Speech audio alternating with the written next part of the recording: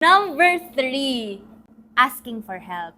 Yun yung isang underrated adulting characteristic or attitude na kailangan nating matutunan or kailangan maging komportable tayo doon. Ano po yung masasabi niyo? Asking for help. Asking for help doesn't mean you're weak. It's just that we're interconnected. For us to reach our goal as a team, kailangan natin yung isa't isa.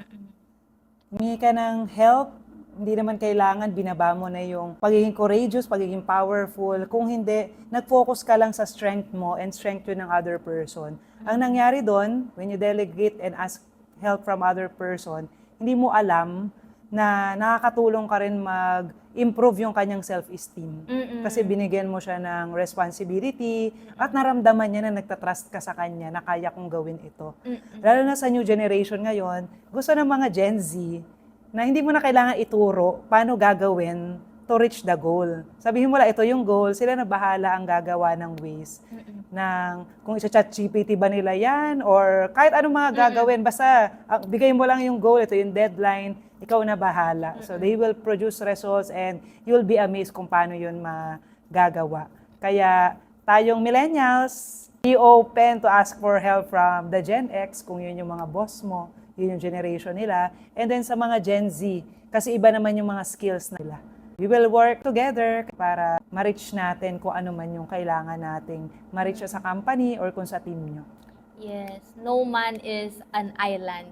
Noon ko pa siya naririnig, pero as in bata pa, di ba, isa sa mga idioms ba yun?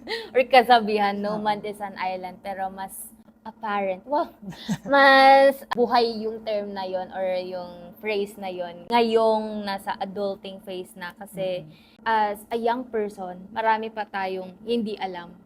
So, kahit na sabihin na very tech-savvy tayo o kaya buhay na tayo ng may internet na madali na lang dapat yung mga ganyan, kailangan pa rin ng humility, lalo na in terms of work ethics, in terms of, di ba, pagpasok pa lang na on time dapat, kailangan talaga yan, matutunan, yung mga ganung bagay. Marami pang matututunan sa mga older generation. And kahit kami rin, late 20s na, I know, marami din ako natututunan sa mga mas bata din sa akin. So, hindi dapat makita na weakness or hindi mo kakulangan kung may isang bagay ka na hindi alam at alam mo kailangan mo ng assistance doon. Kasi gaya din po na nasabi nyo, yung pinanghingan mo ng tulong, kung strength na yun, di ba? Mafe-feel good din siya na pinagkakatiwalaan mo ako na gawin tong isang bagay to. Magkakaroon pa ng collaboration between you and mapapabilis pa. Baka may creative ways pa ma-solve nyo yung isang problem or yung ina-approach nyo na isang solution. So, ayun, basta yung sa mga tamang pag-ask ng help, kung kaya mo namang on your own muna. Pero pag alam mo ito, kailangan ng more than one brain pa para mag-work or baka may better approach dito if may other inputs ng ibang tao. So, yun. Oh, this is a reminder na sa mga taong ayaw humingi ng help. Kasi merong iba na mga kinukwento na pag nearing the deadline, tinodo-todo, tapos dumating tuloy yung time na hindi niya rin accomplish lahat ng task niya dahil hindi siya humingi ng tulong.